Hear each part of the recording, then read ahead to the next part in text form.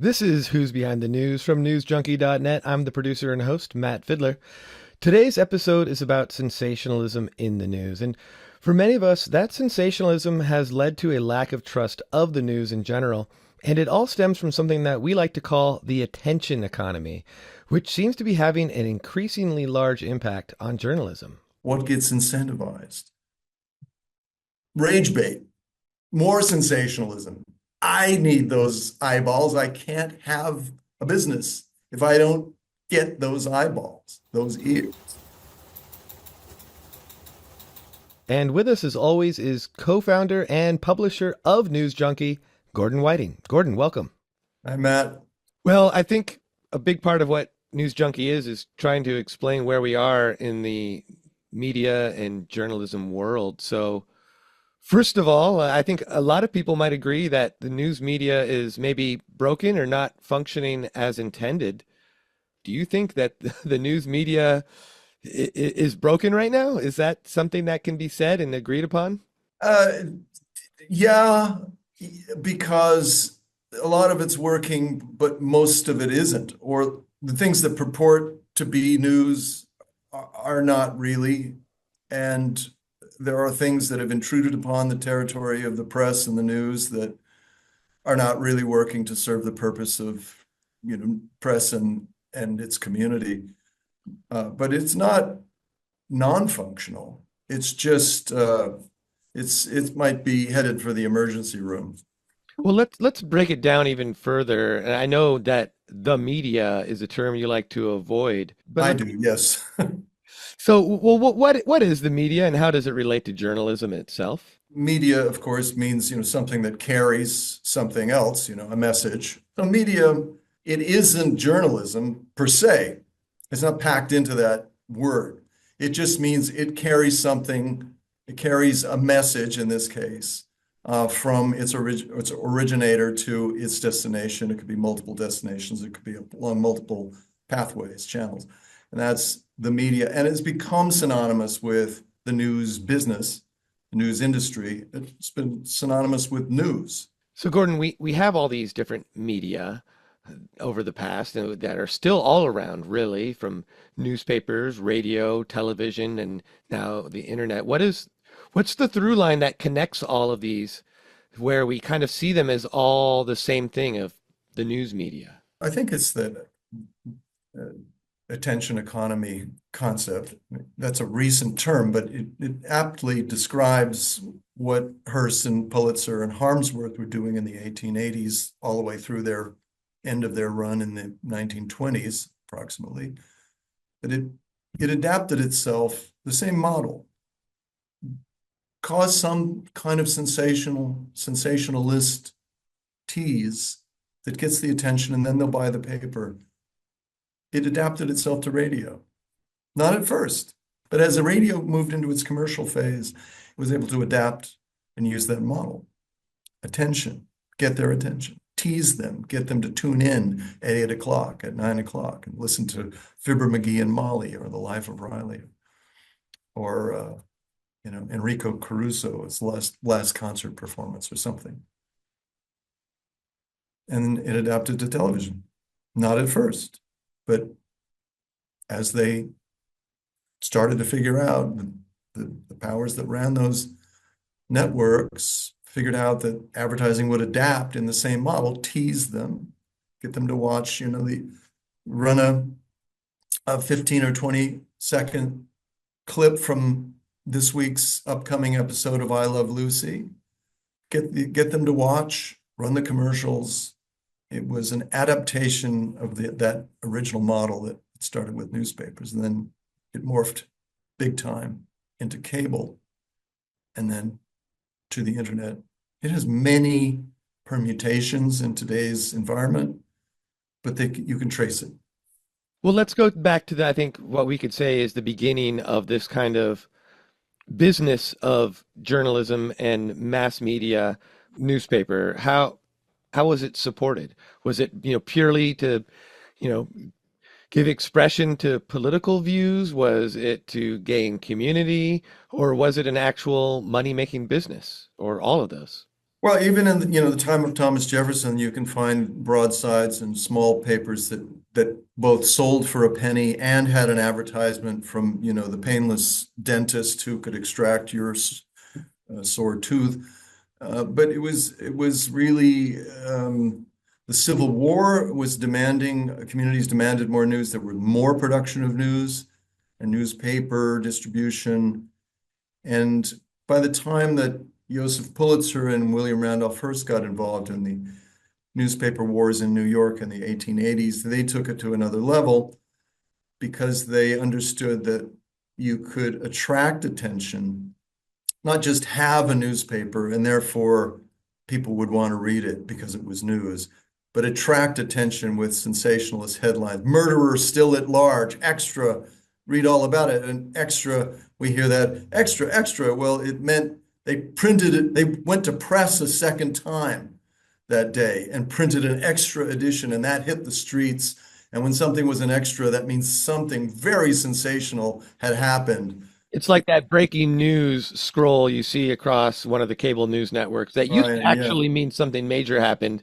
Now it just means that, a half hour has passed. Yes, yeah, and it overloads us. But so Pulitzer and uh, the same, who was the benefactor that it's began the awards, and William Randolph Hearst, and Alfred Harmsworth in Great Britain, who started the Daily Mail and later was the owner, editor of the Times of London, understood this attention grabbing thing. The more people that it had this virtuous cycle in terms of your bank account. People bought it for a penny or a nickel or tuppence, or and you had this growing audience and the advertisers wanted to be in on it. So you could charge, you had more advertisers wanting to be in, and you could keep raising your rates as your readership went up.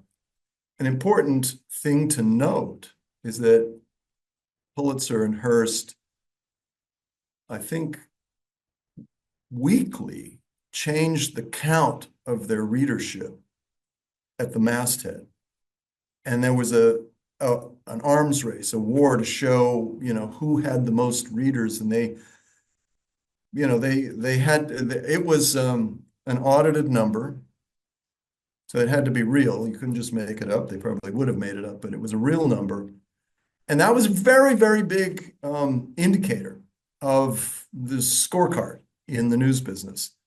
And it really did mean you could attract more advertisers and charge more per ad for the real estate on the page. So that is the moment when we see the birth of the current attention economy, even though it's morphed and morphed and morphed, it might not be immediately recognizable as the same thing, but psychologically, that's where it started. And I would imagine that those numbers would not just get you higher advertising rates, but they'd also show maybe more legitimacy to the consumer as well. You said it, that it was a very, very important signifier. So, now we have your social media follower. You see that number there? That is the validation. So let's jump up a little bit, maybe not to social media, but to radio, TV, to broadcast news. I was told once that broadcast news was to be a little bit of a public service for using the public airwaves, and then they, sell the big advertising dollars on I Love Lucy. Yeah, that's how it started out. Both with radio and television, you had to have this balance. If you were going to sell advertising and promote I Love Lucy, you had to have Edward R. Murrow. But you have to realize that the network news production entities were essentially just testing the waters. It was dipping their toe in to see what the public could stand. So, initially you had about 1 minute out of 30 was public service or advertising oriented. Then it rapidly, keep testing the waters. Can we run a little bit more? Can we run a little bit more? And one network would see, well, they're getting away with 2 minutes. They're getting away with now 5. And now, it got up to be, I think, 7.5 minutes per half hour of commercials. not only against news, but just generally against the programming.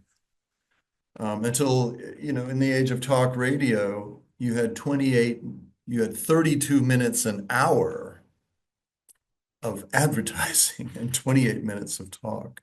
That would be Rush Limbaugh and that kind of product. So you actually tipped the scale into it being literally not just a vehicle for advertising, primarily advertising.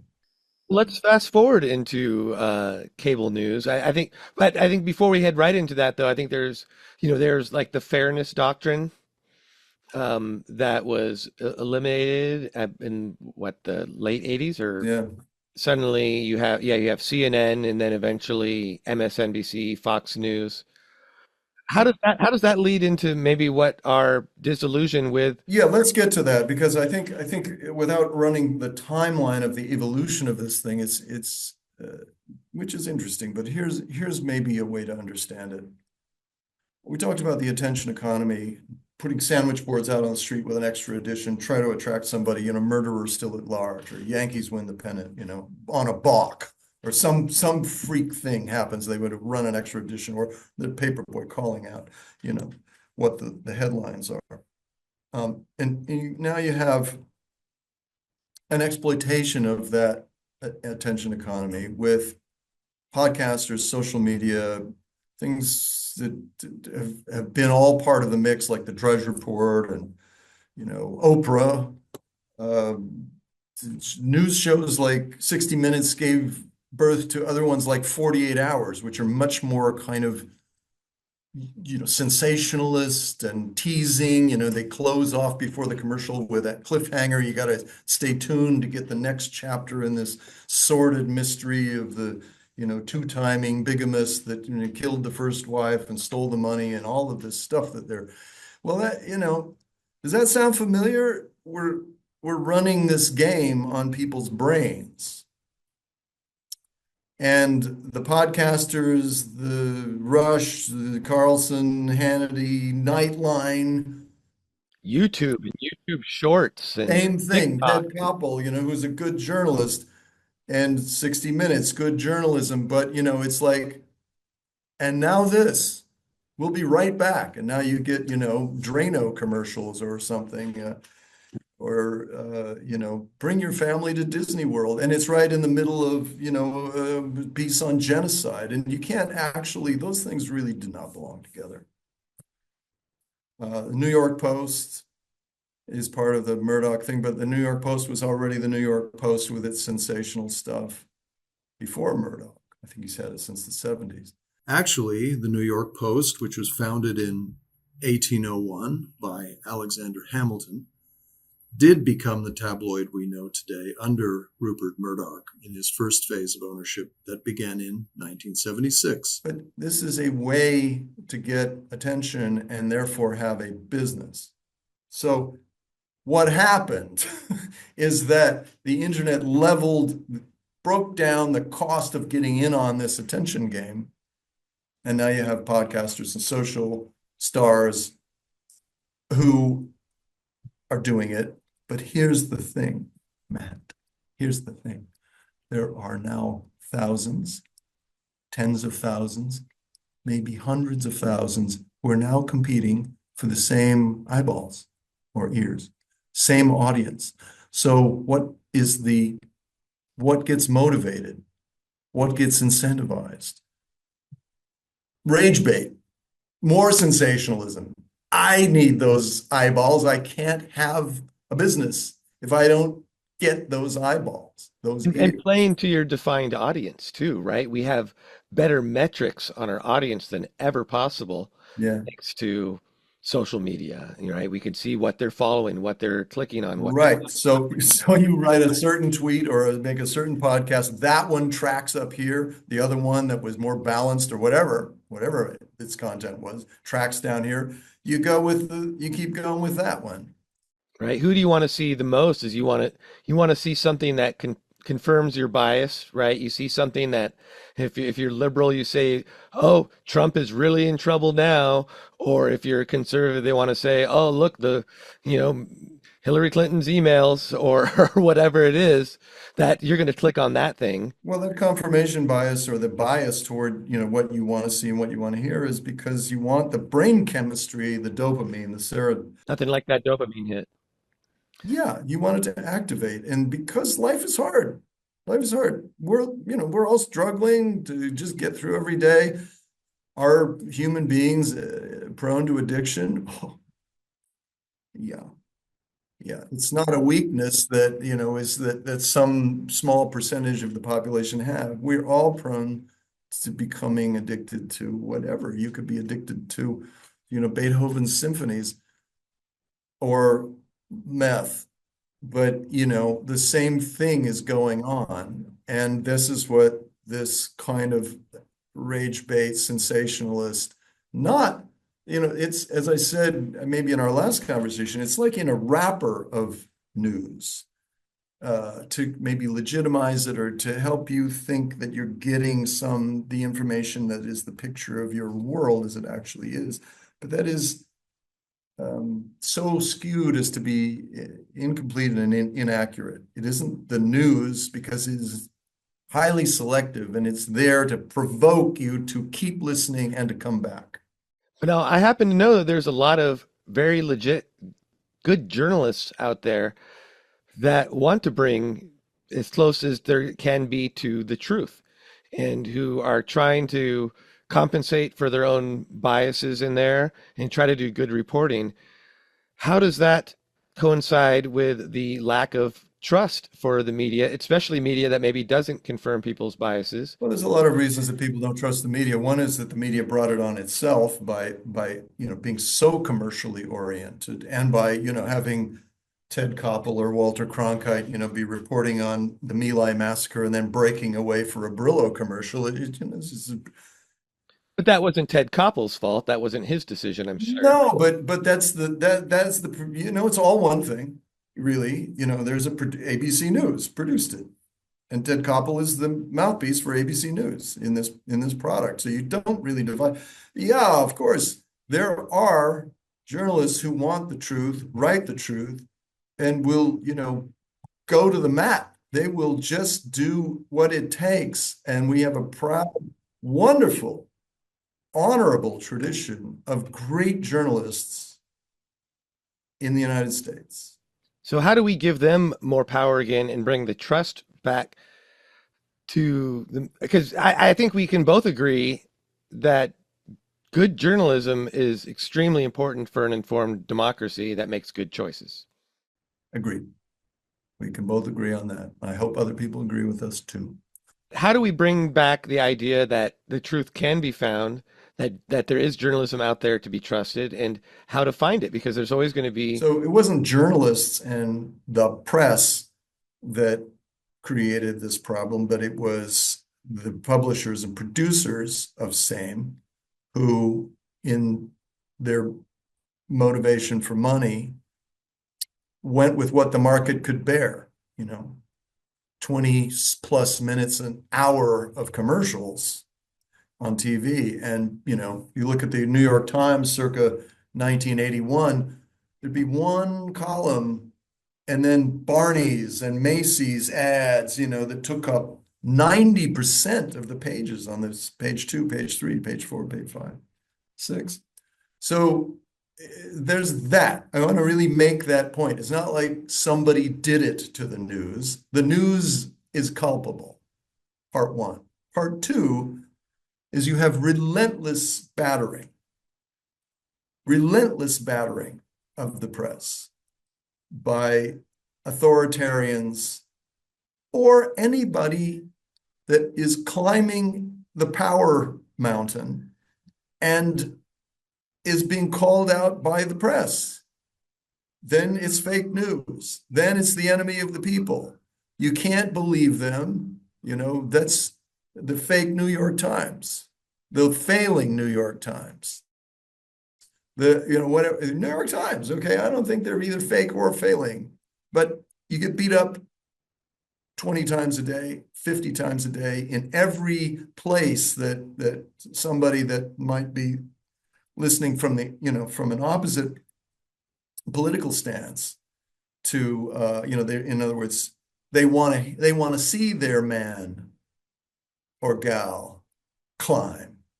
They'll believe it. Even if they don't really believe it, they'll go with it.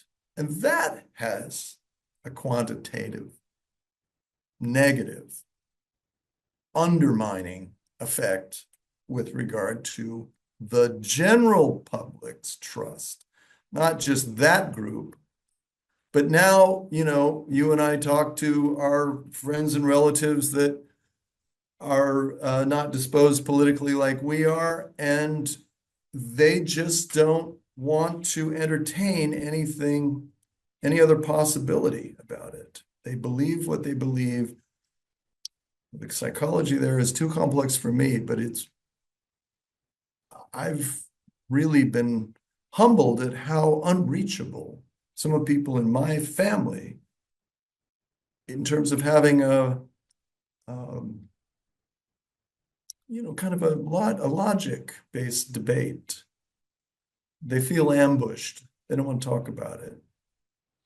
Do you think that making the news nonprofit or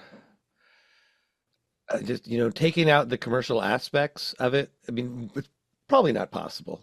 But let's just go into our theoretical world. But it's heavily underway right now. There's a lot of nonprofit news happening. So it's having a golden moment. How are these organizations funded? If they're applying for grants, Do you think that model is sustainable? I don't have I'm not damning it, but I don't, what in 10 years are you going to be, holding your hat in hand? I mean, we see what's happened with Corporation for Public Broadcasting when the political winds shifted.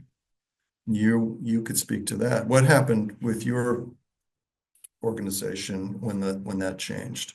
Yeah, I come from the public radio world, and my station is still surviving.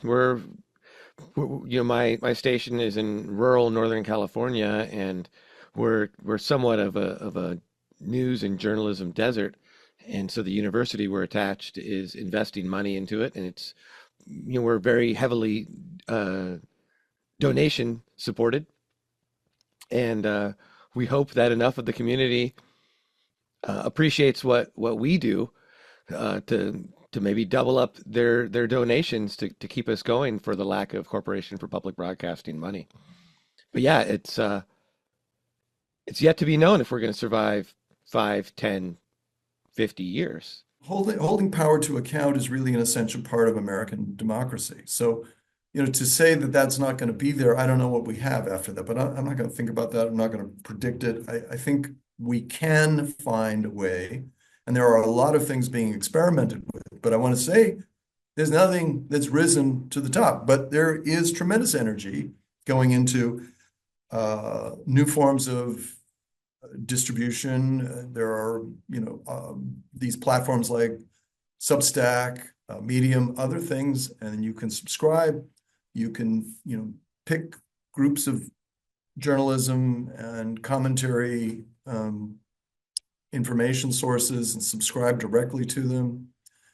Some of these things show promise, but nothing is, the obvious way forward. And I think we have to experiment.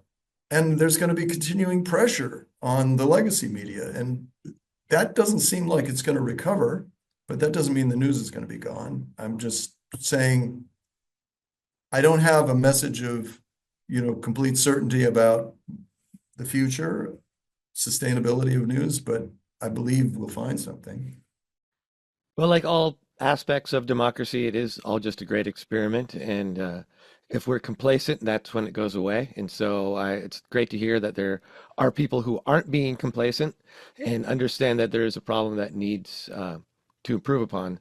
So I really appreciate you taking your time out of your day to talk to me at Who's Behind the News and continue your great work at newsjunkie.net. Thanks, Matt. It's good to talk with you.